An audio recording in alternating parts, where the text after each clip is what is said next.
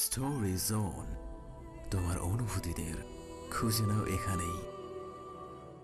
কি এমন পরিস্থিতি ছিল যে স্বামীর মুখ দর্শন না করে সোজা বিয়ে করে ফেললেন?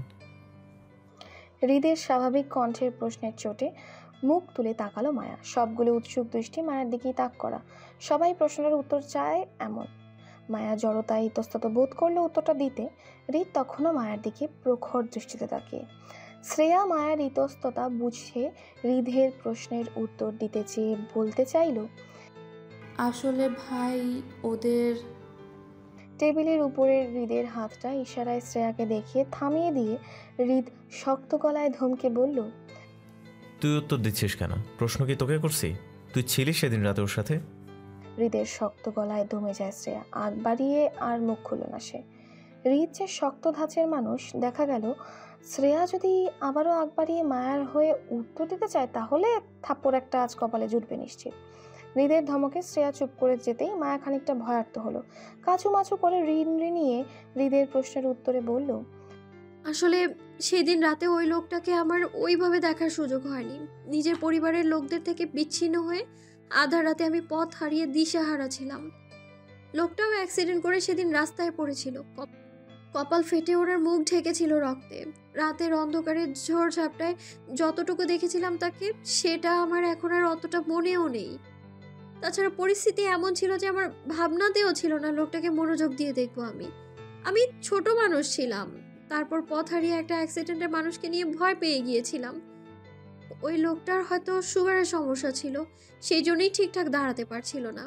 ওই পরিস্থিতিতে লোকটার মুখ আমি কতটুকু দেখেছিলাম সেটা এই মুহূর্তে আমার একদমই মনে নেই। বিগত 2 বছর হয়েছে আমাদের বিয়ের। অনেকটা সময় চলে যাওয়ায় ওই লোকটার মুখটাও আমি ভুলে গিয়েছি।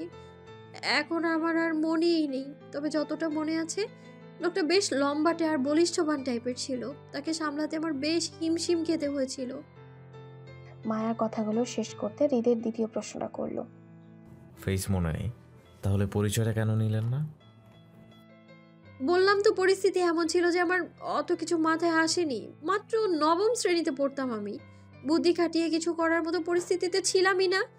আমি ভীষণ ভয় পেয়ে গিয়েছিলাম। একটা অপরিচিত অসুস্থ মানুষকে নিয়ে আবারও কতগুলো অপরিচিত লোকদের মাঝে পড়লাম। তারপর আবার সেই অপরিচিত মানুষগুলো আমাদের সাহায্যে আগে প্রথমে আমার চরিত্রের দিকে আঙুল তুলে কেমন হুমকি ধামকি দিয়ে এক প্রকার ভয় দেখিয়ে আমাদের বিয়েটা দিল। এতে আমি ভীষণ আতঙ্কিত হয়ে ভয় পেয়ে গিয়েছিলাম। তাছাড়া আমার সাথে লোকটার মানে যার সাথে আমার বিয়ে হয়েছিল তিনিও তেমন সেন্সে ছিল না। মানে উনি অর্ধ জ্ঞান হারা ছিল। সেই জন্যই সবাই সহজেই আমাকে দোষারোপ করে দায় দিচ্ছিল। আমি তাদের বলার সুযোগটাই পাইনি যে অসুস্থ লোকটাকে আমি চিনি না। সবাই একইভাবে আমার চরিত্রের দিকে আঙুল তুলছিল সহজভাবে, কারণ অসুস্থ লোকটা আমার কাঁধ জড়িয়ে তার শরীরের সমস্ত ভর আমার উপর দিয়ে রেখেছিল।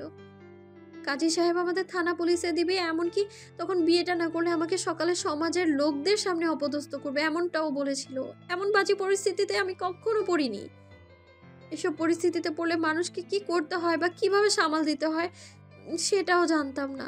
শুধু মনে মনে দোয়া করছিলাম কেউ আমার হয়ে আসুক আর আমায় ওই পরিস্থিতি থেকে বাঁচিয়ে নিয়ে যাক, আর নয়তো অসুস্থ লোকটা আমার হয়ে কিছু বলুক। কিন্তু সেদিনের মতো আমার কোনো দোয়াই কবুল হয়নি।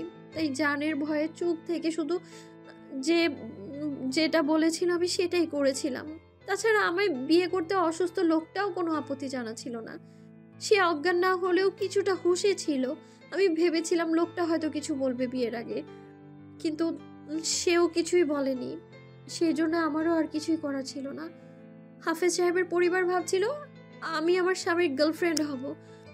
তাকে নিয়ে রাতে কোথাও ধরা খেয়ে হাফেজ সাহেবের বাড়িতে আশ্রয় নিতে চাইছিলাম। সেই জন্যই আমাদের বিয়ে পড়িয়ে দেয়। আর আমি চাপার আগে ভয়ে হঠাৎ স্বামী হওয়া লোকটার পরিচয় পর্যন্ত জানতে চাইনি কারো কাছে, এমনকি হাফেজ সাহেবের পরিবারের কাছেও চাইনি।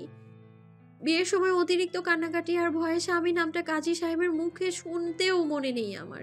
কিন্তু কাবির নামে ঠিকই দেখেছিলাম স্বামীর নামটা, কিন্তু ইনিশিয়াল সিগনেচার হওয়ায় ঘুর প্যাচের নামটা না আমি বুঝতে পারিনি কি ছিল সেখানে। সেই জন্যই তার নামটা আমার জানা ছিল না। মায়ার দীর্ঘ কথা অতলে হৃদের তৃতীয় প্রশ্নটা আসলো সাথে সাথেই। তাহলে আপনার স্বামীর কাছ থেকে কেন জানতে চাইলেন না তার পরিচয় সম্পর্কে? ওই লোকটাকে সাহায্য করতে যেয়ে আমি এত বড় বিপদে পড়লাম, তারপর সে আমায় সাহায্য না করে চুপচাপ বিয়ে করে নিল বলে রাগে ভয়ে স্বামীর পাশ ঘেঁষিনি আমি সে রাতে। দূরে দূরেই ছিলাম। সে রাতে হাফেজের বউয়ের ফোন থেকে আরিফ ভাইয়াকে কল করে শেষ রাতের দিকে আমি পালিয়ে এসেছিলাম, যেন লোকটা সকালে হুঁশে ফিরে আমায় আর খুঁজে না পায় সেই জন্যে। চতুর্থ প্রশ্ন করে বলল হৃদ। তখন স্বামী থেকে পালিয়ে বাঁচতে চাইলে এখন কেন তাকে খোঁজ করতে চাইছেন? তখন আমি ভীষণ ভয় পেয়ে পালিয়ে গিয়েছিলাম।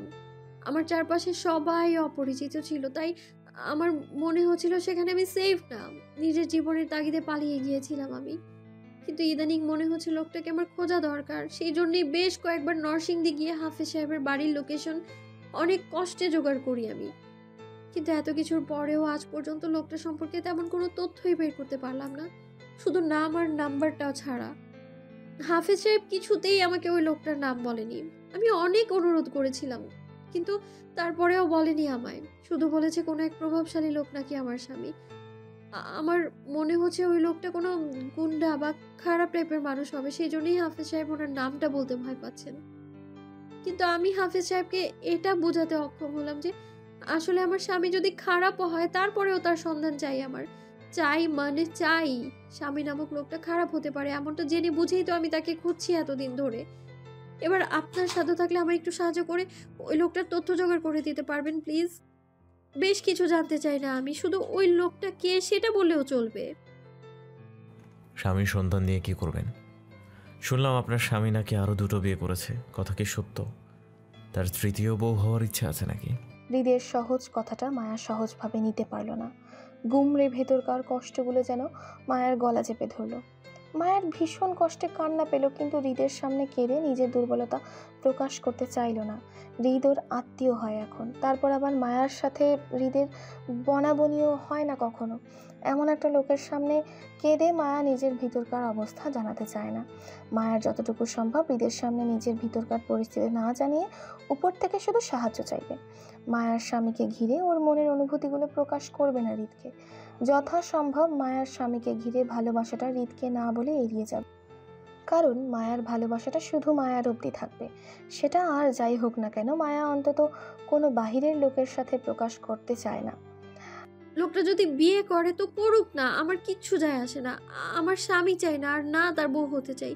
সংসার তো দূরেই কথা, কিন্তু তারপরেও লোকটাকে আমার চেনা লাগবে। অন্তত ডিভোর্সের জন্য হলেও তো আমার লোকটাকে লাগবে।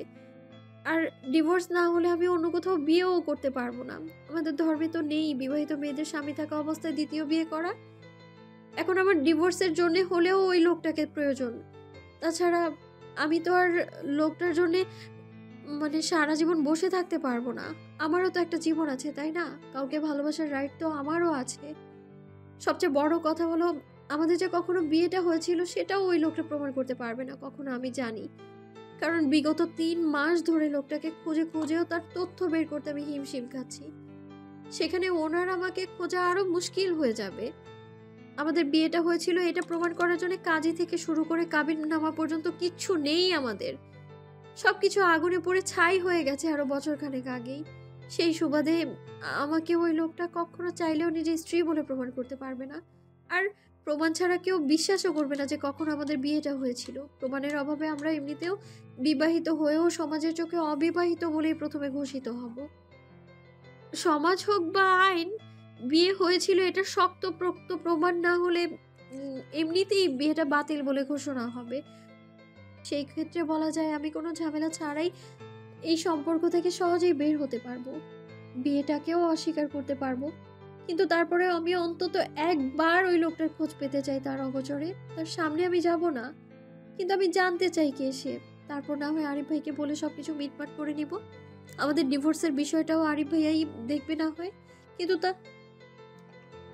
মায়ার দীর্ঘ কথা শেষ হবার আগেই গম্ভীর গলায় আওয়াজ তুলল হৃদ। চাপার আগে দাঁত পিষে বলল, আউট। হুট করে হৃদের চাপা ধমকে উৎসুক জনতার মনোযোগ ভাঙল তক্ষুনি। সবাই থমথমে মুখে মায়ার দিকে দৃষ্টি সরিয়ে চাইল হৃদের দিকে।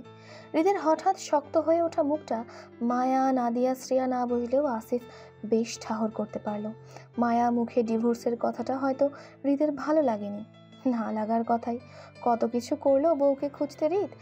এমনকি বউয়ের টানে হুটহাট পাগলামি করে সকল কাজ ছেড়ে ছেড়ে চট্টগ্রামে চলে আসলো, অথচ আজ হৃদের জরুরি ভিত্তিতে নিজের ফ্যাক্টরির প্রজেক্টে পরিদর্শনে যাওয়ার কথা ছিল। সব ছেড়ে ছুড়ে শুধু মায়াকে এক পলক দেখতে চলে আসলো। আজ রাতেই তাদের আবার ঢাকা ব্যাক করার কথা ছিল, অথচ সেই বউ এখন বলছে হৃদকে ডিভোর্স দেবে। কৌশলে কিভাবে এই বিয়েটা অস্বীকার করে এর থেকে বের হয়ে যেতে পারবে সেই বুদ্ধিটাও শেয়ার করছে হৃদকে। এত সব শুনলে কারো মাথা ঠিক থাকবে? আসিফের নিজের মাথায় তো ঘুরছে মায়ার কৌশল শুনে। এবার হৃদ ভাই রাগের বসে মায়াকে থাপ্পড় না মারলেই হয়। পাবলিক প্লেসে আছে তারা, তারপর আবার দলের ছেলেরাও আশেপাশে দাঁড়িয়ে। বদনাম রটে যাবে মুহূর্তে হৃদ ও হৃদের বাবা নাহিদ খানের নামে। জেলা মন্ত্রীর ছেলে বলে কথা, বদনাম এমনই রটে যাবে রকেটের গতিতে। মন্ত্রীর ছেলে হৃদ খান এক কলেজের মেয়েকে রাস্তায় থাপ্পড় মেরেছে।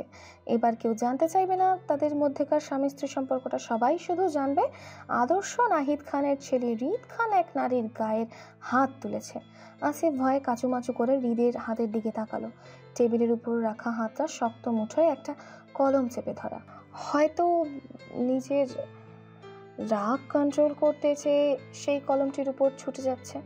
বৃদ্ধা আঙুলে অনবরত কলমের অটো ক্যাপ চেপে চেপে শব্দ করে নিপ ভিতর বাহির করে। মায়া চট করে বুঝলো না হঠাৎ হৃদের মনোভাব পরিবর্তনের কারণটা। কেমন অবুঝ গলায় শুধালো, জি। হৃদ ফের একই ভঙ্গিতে দাঁত পিষল। আউট। মায়া থমথমে খেয়ে তখনও বসে রইল। হৃদের শক্ত হয়ে ওঠা মুখটার দিকে তাকালো, চোখগুলো কেমন লালচে দেখাচ্ছে। হয়তো রাগে, কিন্তু কেন হঠাৎ রাগের কি হলো এমন? মায়া বুঝল না। হৃদ তখনও অনবরত কলমের ক্যাপ চেপে শব্দ করছিল। মায়া সেদিকে এক পলক তাকালো, তারপর আবারও চোখ তুলে হৃদের দিকে তাকাতে চোখাচোখি হলো হৃদের ক্রোধিত চোখ দুটোর সাথে, যেগুলো শুরু থেকেই মায়ার দিকে তাক করা ছিল। মায়া অপমানিত বোধ করে উঠে দাঁড়ালো। ও জানতো এই হৃদ খান মায়াকে আবারও অপমানিত করবে। শুধু শুধু শ্রেয়ার কথায় মজে মায়ার এখানে সাহায্য চাইতে আসাটাই ভুল হয়েছে। এই ঘাড় তেরা লোক হৃদ খানের মুড কখন কোন রূপ নেই বলা মুশকিল। এই ভালো তো এই সাপের মতো ফুস করে ওঠে। অসভ্য লোক, ক্ষমতার দাপটে অহংকারী হয়ে গেছে। মানুষকে অপমান করতে আর গায়ে বাজে না। মায়ার এখানে আসাটাই ঠিক হয়নি। মায়া চেয়ার ছেড়ে উঠে দাঁড়িয়ে খপ করে শ্রেয়ার হাত চেপে টেনে তুলতে তুলতে বলল, আমাদের এখানে আসাটাই ভুল হয়েছে শ্রেয়া। এই লোকের শরীর শুধু ক্ষমতার দাপটের অহংকারে ভরা। এই লোকের সাহায্য লাগবে না আমার সমস্যা আমি নিজেই সমাধান করবো, চল এখান থেকে। বলতে বলতে মায়া শ্রেয়াকে টেনে নিয়ে গেল নিজের সাথে। নাদিয়াও ততক্ষণে চেয়ার ছেড়ে উঠে ওদের সঙ্গে চলল। হৃদ তখনও মায়ার যাওয়ার দিকে রাগে দাঁত পিষে তাকিয়ে রইল। একইভাবে হাতের কলমটাও চেপে যাচ্ছে। আসিফ সেদিকে তাকিয়ে কাচুমাচু করলো। একটু সময় নিয়ে ভয়ার্ত গলায় ডাকলো, ভাই, ভাবিকে কি আবার ডাকবো? হৃদ দাঁতে দাঁত পিষে রাগে রি রি করে বলল, তোর ভাবিকে না, উকিলকে ডাক আসিফ। এই বেয়াদব মহিলাকে সোজা করা দরকার। কত বড় সাহস আমাকে কৌশল শেখায়। জি ভাই। আসিফের সম্মতিতে হৃদ খ্যাক করে ওঠে। এই কি জি হ্যাঁ? না ভাই, আপনি যা বলছেন সেই জন্যই আর কি। আমি কি বলছি তোরে? উকিলের কথা আর কি। তো এখন আমার মাথার উপর দাঁড়িয়ে আছিস কেন? আমার রূপ দেখোস? আসিফ তাড়াহুড়ো করে বলল, না ভাই, এই তো যাচ্ছি। হৃদের মেজাজ যেন হুট করেই খিটখিটে হয়ে গেল। আসিফকে আবারও থামিয়ে বলল, কই যাবে? উকিল ডাকতে? তোরে কইছি শুধু উকিল ডাকতে, অর্ধেক কথা শুনে যাস কেন? আসিফ এবার সত্যি সত্যি ফ্যাসাদে পড়ে কাচুমাচু করে বলল, সরি ভাই, ভুল হয়ে গেছে। যা সামনে থেকে সর। বেয়াদব মহিলা মাথাটা গরম করে গেছে। আজ আর ঢাকায় ফিরবো না। উতলা মনে সুস্থিরতা নয় অস্থিরতার প্রকাশ মেলে। মায়ার ক্ষেত্রেও তাই। তীব্র অস্থিরতায় কোচিং ক্লাসে মন ঠেকাতে পারছে না। কেমন নিশ্চল চোখে তাকিয়ে আছে হোয়াইট বোর্ডের কালো লেখাগুলোর দিকে। একের পর এক লেসন বোঝাচ্ছে টিচার, আর মায়া শুধু সেদিকে অন্যমনস্ক হয়ে তাকিয়ে। পাশেই জুই, শ্রেয়া, নাদিয়া বসে। সবার মনোযোগ হোয়াইট বোর্ডের লেখার উপর। থমথমে পরিবেশে উপস্থিত টিচারের লেসন বাক্যের শব্দ ছাড়া ক্লাসে কোথাও টু শব্দ পর্যন্ত নেই। এমন নীরবতার মাঝে হুট করেই উঠে দাঁড়ালো মায়া। অধ্যয়নরত শিক্ষককে উদ্দেশ্য করে বলল, স্যার, আমার অসুস্থ লাগছে, আমি বাসায় যাব। হ্যালো ডিয়ার লিসেনার্স, আপনারা শুনছেন স্টোরিজ অন প্রেজেন্স ধারাবাহিক পর্ব গল্প। আমাদের সামগ্রিক প্রচেষ্টাকে উৎসাহিত করতে লাইক অ্যান্ড কমেন্ট করতে ভুলবেন না। Thank you. মায়ার হঠাৎ কথায় ক্লাসে উপস্থিত সকল স্টুডেন্টের নজর পড়ল মায়ার উপর। ততক্ষণ হোয়াইট বোর্ডের লেসন বোঝানো অধ্যয়নরত রহমান সাহেবও ঘাড় ঘুরিয়ে তাকালো মায়ার দিকে। মায়া তখন অসুস্থ মুখভঙ্গিতে তাকিয়ে জুই, শ্রেয়া মায়ার দুপাশে বসায় ওকে খোঁচালো। কি হয়েছে আকারে ইঙ্গিতে জানতে চাইল। মায়া তেমন কিছুই বলল না আর না তাকালো ওদের দিকে। একরক্ষা দৃষ্টিতে তাকিয়ে রইল রহমান সাহেবের দিকে বেরিয়ে যাওয়ার সম্মতি পাওয়ার আশায়। হালকা ভ্রুর কুচকে মায়াকে দেখলো রহমান সাহেব। মায়াকে অসুস্থ মনে হওয়ায় তিনি প্রশ্ন তুলে জানতে চাইল, কি সমস্যা? মায়ার তৎক্ষণাৎ উত্তর আসলো ক্লান্তিতে। স্যার, আমার খারাপ লাগছে, বেশ অসুস্থ ফিল করছি, আমি ক্লাসে মনোযোগী হতে পারছি না, দুর্বলতা কাজ করছে শরীরে। মায়ার অসুস্থতা নিয়ে আর ঘাটালো না রহমান সাহেব। সহজ গলায় সম্মতি দিল মায়াকে যাওয়ার। আচ্ছা যাও। স্যারের পারমিশন পেতেই মায়া বই খাতা গুছিয়ে কাঁধে ব্যাগ চড়িয়ে বেরিয়ে এলো স্যারকে সালাম দিয়ে। জুই তখনও ক্লাসে বসে সন্দিহান দৃষ্টিতে মায়ার যাওয়ার দিকে তাকিয়ে। হুট করে মায়ার কি হলো বুঝতে পারল না সে। মায়া অসুস্থ হলে জুইকে কেন বলল না এতক্ষণ? কেন বা মায়া অসুস্থ অবস্থায় জুইকে সঙ্গে না নিয়ে একা চলে গেল? কিন্তু মায়াকে দেখে জুইয়ের মনে হচ্ছে না সে অসুস্থ। দিব্যি হেঁটে চলে যাচ্ছে, এমনকি যাওয়ার পূর্বে জুইকে একটু বলে পর্যন্ত গেল না। কিন্তু কেন? জুই বুঝলো না মায়ার মন খারাপের বিষয়টি। শুধু মায়াকে ক্লাস হতে বেরিয়ে যেতে দেখলো। কোচিং ক্লাস শেষ হতে আরও 1 ঘন্টা বাকি। আপাতত এই 1 ঘন্টা জুই বাকি ক্লাসগুলো শেষ করে নিক, তারপর না হয় বাসায় গিয়ে জেনে নেবে মায়া আজ ক্লাস না করার কারণটি। এমনিতেও মায়ের হাবভাব ভালো না। বড় কিছু হওয়ার আগে বাসায় গিয়ে যেভাবে হোক আরিফের কানে তুলতে হবে বিষয়টি। ক্লাস পুনরায় কন্টিনিউ হতে জুই সেদিকে তাকিয়ে মনোযোগী হলো। মায়া ততক্ষণে কোচিং সেন্টারের বিল্ডিং হতে বেরিয়ে রাস্তায় নামলো। এদিক সেদিক তাকিয়ে হাঁটা ধরলো বাসার রাস্তার দিকে। আজ আর অটো রিক্সা কিছু নিল না, কারণ সামনে ওর বিশেষ একটা কাজ আছে। আর এই কাজের জন্যই তো মায়া স্যারকে মিথ্যা বলে ক্লাস মিস দিল। ওহো, আসলে মিথ্যা নয়, সত্যি মায়া অসুস্থ, তবে শারীরিকভাবে নয়, মানসিকভাবে। সেই মানসিক যন্ত্রণার জন্য মায়ার কোনো কিছুতেই মন ঠেকছে না। মায়া ফুটপাত ধরে হেঁটে হেঁটে রাস্তার মোড়ে আসলো। অনুসন্ধান চোখে এদিক সেদিক তাকালো। আজ দুপুরে তো হৃদের সঙ্গে মায়ার এদিকটায় দেখা হয়েছিল, এখন আসিফদেরও এদিকটায় কোথাও পাওয়া যাওয়ার কথা। মায়া হেঁটে আর একটু সামনে এগোলো। আশেপাশে হৃদ বা আসিফ কাউকে দেখলো না।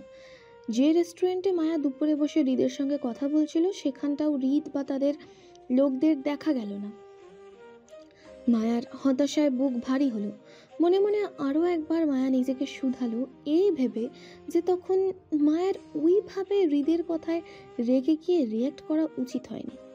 মায়া তো শুরু থেকেই জানতো হৃদ খান যে তেরা স্বভাবের, মায়াকেও অপছন্দ করে।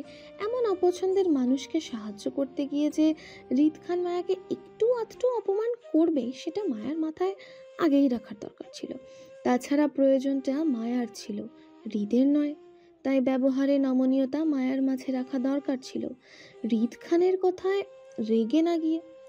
ভুল মায়ার হয়েছে, সাহায্য মায়ার দরকার হৃদ খানের থেকে। এখন মায়া হৃদ খানকে সরি বলে আবারও সুন্দর করে বুঝিয়ে বলবে মায়ের নিখোঁজ স্বামীকে খোঁজা কতটা দরকার। এজন্য তো ক্লাস মিস করে হৃদের সঙ্গে দেখা করতে বের হলো সে। মায়া আবারও ঘাড় ঘুরিয়ে এদিক সেদিক তাকালো অনুসন্ধান চোখে। আশেপাশে কাউকে দেখতে না পেয়ে আরও একটু সামনে এগোলো।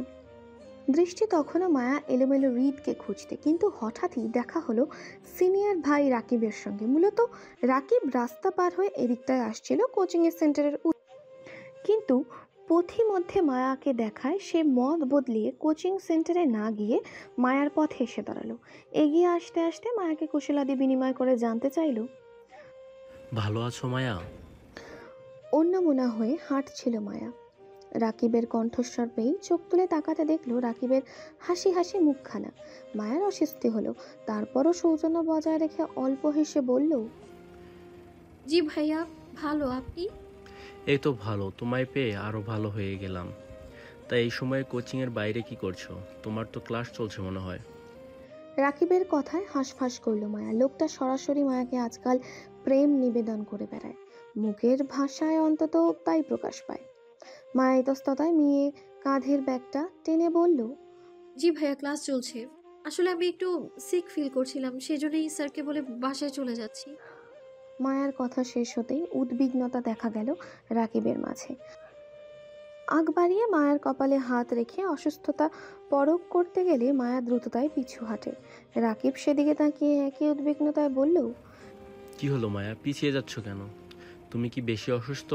চলো ডাক্তারের কাছে যাই। রাকিবের অযথা কেয়ার দেখানোটা পছন্দ হলো না মায়ার। মায়াকে কেউ অকারণে অযাচিতভাবে সামান্য ছুঁয়ে দেবে সেটা মোটেও পছন্দ না। তারপরও মুখ বাড়িয়ে রাকিবকে কঠিন বাক্য বলল না। এই এলাকার ছেলে, তারপর আরিফের সহপাঠী বন্ধু, আবার মায়ার সিনিয়র, তাই মায়া কিছু বললে এখন ঝামেলা হতে পারে সেই ভেবে কথা বাড়ালো না। শুধু বিরক্তি চেপে রাকিবকে পাশ কাটিয়ে চলে যেতে চাইল, কিন্তু অধৈর্যের রাকিব ফের মায়ার পথ আটকে দাঁড়িয়ে একই উদ্বিগ্নতা দেখিয়ে বলল, কি হলো, কোথায় যাচ্ছ তুমি? চলো আমার সাথে, ডাক্তারের কাছে যাব। ভয় পেও না, আমি আরিফকে ফোন করে বলে দেবো তুমি আমার সাথে আসো। বিরক্তির জিদ্দি গলায় বলল মায়া। ভাইয়া প্লিজ পথ ছাড়ুন, কিছু হয়নি আমার, ঠিক আছি আমি। মায়ার কুচকানো চোখ মুখ দেখে রাকিব জানতে চাইল, তুমি কি আমার সাথে অস্বস্তি বোধ করছো মায়া? মায়ার তৎক্ষণাৎ উত্তর, জি। আসসালামু আলাইকুম ভাবি, কোনো সমস্যা? রাকিব কিছু বলার আগেই গমগমে গলার স্বর কানে আসলো দুজনের। মায়া রাকিব দুজনেরই হালকা চমকে পেছনে তাকালো। দেখলো সুন্দর দেখতে একটা ছেলে দাঁড়িয়ে। ছেলেটির নাম রাহাত। রাকিব চেনে, রিদ খানের ছেলে পেলে হলো রাহাত। মায়াও চেনে রাহাতকে, তবে নাম জানে না। মায়ার সাথে রোজ সকাল বিকেল করে দেখা হয় রাস্তায়। তখন মায়াকে ভাবি ভাবি ডেকে কুশলাদি জিজ্ঞেস করে। প্রথম প্রথম মায়া ভয় পেলেও একটা সময় বিরক্তি হতো আগ বাড়িয়ে ভাবি ডাকা নিয়ে, কিন্তু এখন আর বিরক্তি হয় না, বরং ভালোই লাগে এত বড় দামড়া দামড়া ছেলেদের কাছে সম্মান পেতে। শুধু এরা নয়, দেখা যায় রাস্তাঘাটে, কলেজে, ক্যান্টিনে, সবখানে ছোট বড় সবাই মায়াকে ভাবি ডেকে সম্বোধন করে। এজন্য এখন আর মায়া ওইভাবে রিয়্যাক্ট করে না, বরং মায়া নিজেকে সেফ ফিল করে। মায়ার মনে হয় এই ছেলেগুলোর জন্যই মায়ের আশেপাশটা সর্বদা নিরাপদ থাকে। কেউ মায়াকে অহেতুক বিরক্ত করতে পারে না। যদিও বা কেউ মায়াকে ডিস্টার্ব করতে আসে, তাহলে দেখা যায় তার কিছুক্ষণের মধ্যে রাহাতের মতো একটা না একটা ছেলে হাজির হবে সেখানে, আর মায়াকে ভাবি ভাবি ডেকে সম্মান দিয়ে ওই ছেলেকে সঙ্গে করে নিয়ে লাপাত্তা হয়ে যাবে তক্ষুনি। এতে মায়ার সুবিধা হয়, এখন আর বাজে কোনো পরিস্থিতির মুখে পড়তে হয় না মায়াকে এদের জন্য। সেজন্য মায়াও নিজেকে সবার জাতির ভাবি বলেই মনে করে। যে জাতির ভাইয়ের জন্য মায়াকে ভাবি ডাকা হোক না কেন, সেই জাতির ভাই তো আর মায়াকে ডিস্টার্ব করছে না। সেজন্য মায়াকে এই দামড়া দামড়া ছেলে পেলেদের ভাবি ডাকা নিয়ে আপত্তি নেই, বরং ডাকুক, এতে লাভ মায়ারই। এই যেমন এখন মায়াকে সিনিয়র ভাই রাকিবের হাত থেকে বাঁচাতে হাজির হলো এই ছেলে। এতে মায়ের সেই জাতির ভাইকে মনে মনে একটা ধন্যবাদ দিতে মন চাইছে। যদি কখনো জাতির ভাইকে সামনে থেকে মায়া পায়, তাহলে অবশ্যই ধন্যবাদ একটা দেবে। মায়া রাহাত ছেলেটার মুখের দিকে তাকিয়ে হাসলো, বেশ সৌজন্যতা দেখিয়ে বলল, ওয়ালাইকুম আসসালাম ভাইয়া, আপাতত একটু সমস্যায় আছি বলতে পারেন। মায়ার কথায় রাহাত এগিয়ে আসলো। রাকিব চোখ ঘুরিয়ে মায়ের দিকে তাকালো তীক্ষ্ণ দৃষ্টিতে। রাহাত ভাবি ডাকছে, মায়া সেই ডাকে স্বাচ্ছন্দ্য বোধ করে জবাব দিচ্ছে, আবার নিজের সমস্যার কথাও বলতে চাচ্ছে বলে ব্যাপারটা রাকিবের ভালো লাগলো না। সে অসন্তুষ্ট চোখে মায়ার দিকে তাকিয়ে। রাহাত ততক্ষণে মায়ের সামনে দাঁড়িয়ে রাকিবকে সরাসরি দেখে মায়ের দিকে তাকালো। ব্যবহারে নমনীয়তা দেখে সম্মান দিয়ে বলল, জি ভাবি, আমাকে বলুন কি সমস্যা, আমি আপনাকে হেল্প করছি। রাকিবকে আর চোখে এক পলক দেখে মায়া রাহাতের কাছে সরাসরি বলল, আসলে তেমন কিছু না, আমি আসিফ ভাইদের খোঁজ করছিলাম, আশেপাশে কোথাও দেখছি না, তাই আপনাকে জিজ্ঞেস করলাম। আসলে আমার রিদ ভাইয়ের সাথে একটা জরুরি কথা ছিল, মানে একটা জরুরি কাজ ছিল। এখন কোথায় পাওয়া যাবে ওনাকে বলতে পারেন? সন্দিহার দৃষ্টিতে তাকিয়ে রাকিব মায়ের কথায় পৃষ্ঠ প্রশ্ন জানতে চাইল। তোমার রিদ ভাইয়ের সাথে কি কাজ? রাকিবের কথায় মায়া বিরক্তি নিয়ে কিছু বলবে, তার আগেই ঝটপট উত্তর করল রাহাত। বলল, ভাবি, ভাই তো আমাদের সামনেই আছে, ওই যে কালো থাই গ্লাসটা দেখছেন, এটা পিছনে ভাই বসে আছে। এটা রিদ ভাইয়ের বাবার অফিস। এখন ভাই এখানেই আছে। কালো গ্লাস হয় আপনি দেখতে পাচ্ছেন না, তবে আমাদেরকে ভাই সরাসরি দেখতে পাচ্ছে গ্লাসের ওপাশ থেকে। আপনি ভিতরে যান, ভাইকে দেখতে পাবেন। বিষণ্ণয়ে মায়া ঘাড় ঘুরিয়ে তাকালো কয়েক কদম দূরে রাস্তার পাশে বড় থাই গ্লাসের উপর। হঠাৎ মায়ার ধ্যান ভাঙল রাহাতের পরবর্তী কথায়। রাহাত এগিয়ে এসে রাকিবের এক বাহু ঝাপটে জড়িয়ে ধরতে ধরতে বলল, আরে রাকিব ভাই, তোমার সাথে আমার অনেক দিন ধরে গল্প করা হয় না। তুমি আমার সাথে চলো, আজ আড্ডা দেবো। এখানে দাঁড়িয়ে কি করবে? চলো চলো। রাহাত কথাগুলো বলতে বলতে রাকিবের হাত টেনে টুনে জোরপূর্বক নিয়ে গেল নিজের সাথে। রাকিব তখনও মায়ার দিকে তাকিয়ে বলছে নিজের খেয়াল রাখতে। মায়া রাহাত চলে যাওয়ার দিকে তাকিয়ে মনে মনে কৃতজ্ঞতা প্রকাশ করলো। চাপা শ্বাস ছেড়ে কাঁধের ব্যাগটা আরও একটু টেনে ফুটপাত ছেড়ে কয়েক কদম এগিয়ে দাঁড়ালো থাই গ্লাসের দরজার সামনে। মায়া ঢোকা দেওয়ার আগেই ভিতর থেকে আসিফ দরজা খুলে 32 পাটি দাঁত দেখিয়ে হাসলো। মায়া আসিফের হাসি হাসি মুখখানার দিকে তাকিয়ে বলল, ভাইয়া আপনাদের সাথে কথা ছিল। হৃদ ভাইয়া কি ভেতরে আছেন? জি আপু, আসুন। আসিফ দরজা ছেড়ে দাঁড়াতে মায়া পাশ কাটিয়ে ভিতর ঢুকতে মুখোমুখি হলো হৃদের তীক্ষ্ণ প্রখর রোদের দৃষ্টির সঙ্গে। কেমন এক ঘুয়ামি কটমট চোখে তাকিয়ে মায়ার দিকে। মায়া হৃদের শক্ত দৃষ্টিতে থতমত খেয়ে বসলো। ভাবলো অসময়ে চলে আসায় হয়তো হৃদ রেগে গেছে, কিন্তু মায়ার কথা বলাটা জরুরি ভেবে নিজেকে সাহস দিল। কয়েক কদম হেঁটে হৃদের টেবিলের সামনে দাঁড়াতে দাঁড়াতে সালাম দিয়ে বলল, আসসালামু আলাইকুম ভাইয়া। হৃদ উত্তর করলো না, বরং দৃষ্টিতে আরো তীক্ষ্ণতা তেজ বাড়লো মায়ার। মুখটাও কেমন শক্ত চোয়ালে দেখালো হৃদের। মায়া বুঝলো হৃদের হুটহাট রেগে যাচ্ছে কেন। মায়া অনাকাঙ্ক্ষিত উপস্থিতির নাকি অন্য কোনো কারণ, হয়তো মায়ের অসময় উপস্থিতির জন্য বিরক্ত। দুপুরের দিকে তো হৃদ মায়াকে অপমান করেছিল, আর তাতে মায়া রেগে মেগে পাল্টা জবাব দিয়েছিল। আর হৃদ খানের সাহায্য চাইবে না বলে কড়া কথাও শুনিয়েছিল। এখন আবার মায়াকে হৃদ খানের দুয়ারে আসতে দেখে হয়তো মায়ের উপর রেগে যাচ্ছে। মায়া হৃদের রাগ শান্ত করতে চায় বলে হাঁসফাঁস করে মিনমিন গলায় বলল, আম সরি ভাইয়া, আসলে আমার তখন আপনার সাথে ওভাবে রেগে কথা বলা উচিত হয়নি। আমার ভুল হয়েছে, এজন্য আমি আবারও সরি। প্লিজ ক্ষমা করে দিন আমায়। মায়ার কথার মাঝেই শোনা গেল হৃদের শক্ত তেজি গলার স্বর, আসিফ বাইরে যা। জি। মায়া চমকে পিছনে তাকাতে দেখলো আসিফ ততক্ষণে দরজার বাইরে চলে গেছে এবং থাই গ্লাসটা টেনে বাহির থেকে বন্ধ করে দিচ্ছে। মায়া ঘাবড়ে সামনে হৃদের দিকে তাকালো। হৃদ তখনও মায়ার দিকে একইভাবে তাকিয়ে। মায়ার তাকানোতে চোখাচোখি হলো দুজনের। মায়া দৃষ্টি নত করলো, ভয়ার্ত মুখে আর চোখে আশেপাশে তাকালো। বিশাল অফিস কক্ষ জুড়ে মায়া আর হৃদ ছাড়া অন্য কেউ নেই। মায়া হঠাৎ অজানা ভয়ে গলা শুকিয়ে এলো। একা একটা মেয়ে হয়ে একটা ছেলের সঙ্গে এভাবে দেখা করতে চলে আসাটা মায়ার ঠিক হয়নি ভেবে আরও ভয়ার্ত হলো। এখন চলে যাওয়াটা মায়ার ঠিক হবে কিনা তাও ভাবলো। যদি রীতের মতিগতি মায়ার নিকট ভালো না থাকে, তাহলে টেবিলের উপর কাচের গ্লাস দিয়ে রীতের মাথা ফাটাবে বলে মনে মনে ঠিক করেও নিল।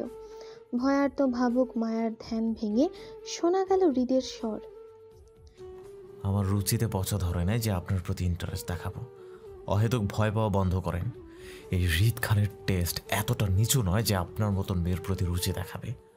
যার স্বামী থাকা সত্ত্বেও রাস্তায় বয়ফ্রেন্ড নিয়ে ঘুরে বেড়ায় এমন একাধিক পুরুষে আসক্ত নারীরা, আর যাই হোক, হৃদ খানের রুচিতে অন্তত পড়ে না তারা। হৃদের কথার অপমানে মায়ার গায়ে কাঁটা দিয়ে উঠে রাগে। মায়া একাধিক পুরুষের আসক্ত নারী?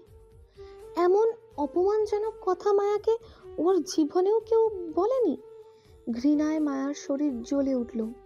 এত সময় ধরে হৃদ খানকে নিয়ে মনের ভিতরকার অজানা ভয়টা যেন মুহূর্তে কেটে গিয়ে তীব্র রাগ ভর করলো মায়ার শরীরে। কিন্তু তারপরও বোকামি করলো না, আর না দুপুরের মতন রেগে মেগে আগুন হয়ে হৃদকে অযাচিত কিছু বলতে চাইল, যেটা মায়ার জন্য এই মুহূর্তে ভালো হবে না বলে মনে করলো। কারণ মায়ার হৃদের থেকে সাহায্য চাই, তাই ব্যবহারে নমনীয়তা মায়ার দরকার। হৃদ খান তো তার তেরা স্বভাব দেখাবে, সেটাই স্বাভাবিক। কিন্তু মায়াকে আপাতত নিজের আত্মসম্মান সাইডে রেখে হৃদের সঙ্গে ভদ্র ভাষায় কথা বলতে হবে। তবে একবার যদি মায়ার নিজের নিখোঁজ স্বামীর খোঁজ পেয়ে যায়, হৃদ থেকে, তাহলে এই জীবনেও আর সে হৃদ খানের দ্বারে সে দাঁড়াবে না। তখন হৃদ খান তার রাস্তায় আর মায়াও নিজের রাস্তায়। মায়া নিজের রাগ চেপে স্বাভাবিকভাবেই হৃদের শক্ত হয়ে থাকা মুখটার দিকে তাকিয়ে এগিয়ে এসে ধূপ করে হৃদের মুখোমুখি টেবিলের চেয়ারটা টেনে বসলো। কাঁধের ব্যাগটা টেবিলের উপর রাখতে রাখতে হৃদের কথার পৃষ্ঠে সৌজন্যে হাসি বজায় রেখে বলল, হ্যালো ডিয়ার লিসেনার্স, আপনারা শুনছেন স্টোরিজ অন প্রেজেন্স ধারাবাহিক পর্ব গল্প। আমাদের সামগ্রিক প্রচেষ্টাকে উৎসাহিত করতে লাইক অ্যান্ড কমেন্ট করতে ভুলবেন না। Thank you.